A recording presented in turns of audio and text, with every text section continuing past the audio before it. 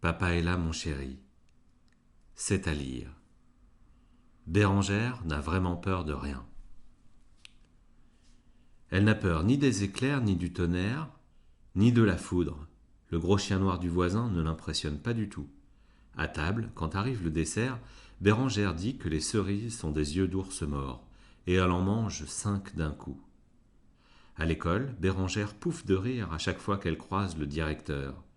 Si à la récréation, Walter lui chipe sa corde à sauter, Bérengère la lui arrache et attache son copain au grillage du terrain de jeu. Je suis vraiment courageuse, se dit Bérengère avec satisfaction.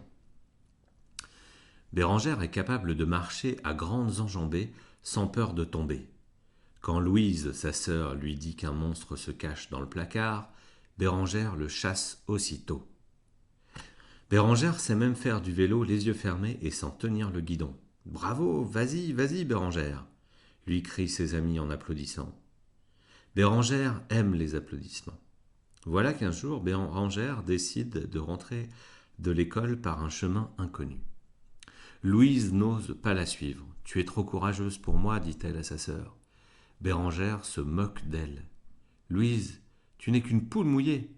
Pas vrai, répond Louise d'une toute petite voix. Et Bérengère se met en route en chantonnant. Tralala, je suis courageuse. Tralalaire, je n'ai peur de rien. Tralala et tralalaire. Elle fait de grandes enjambées. Elle marche à reculons, les yeux fermés. Elle grogne contre les chiens. Elle montre les dents aux chats qui se promènent par là.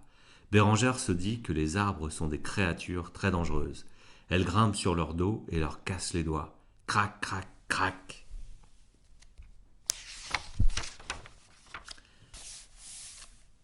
Bérengère n'a peur de rien. Bérengère marche, marche et marche encore.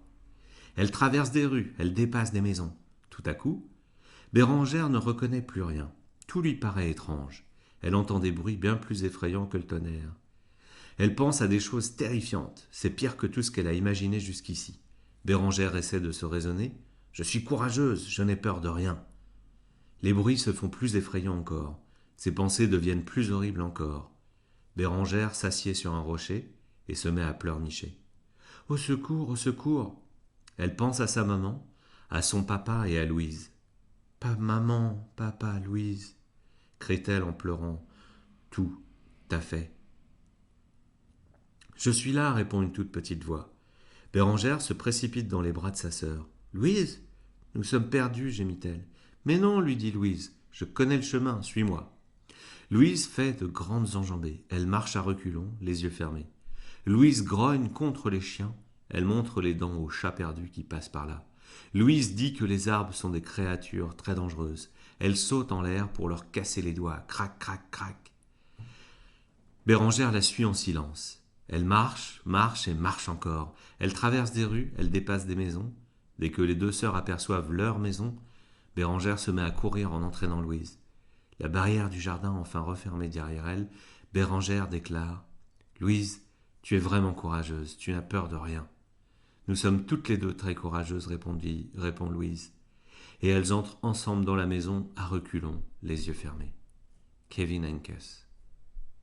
Bonne nuit les enfants.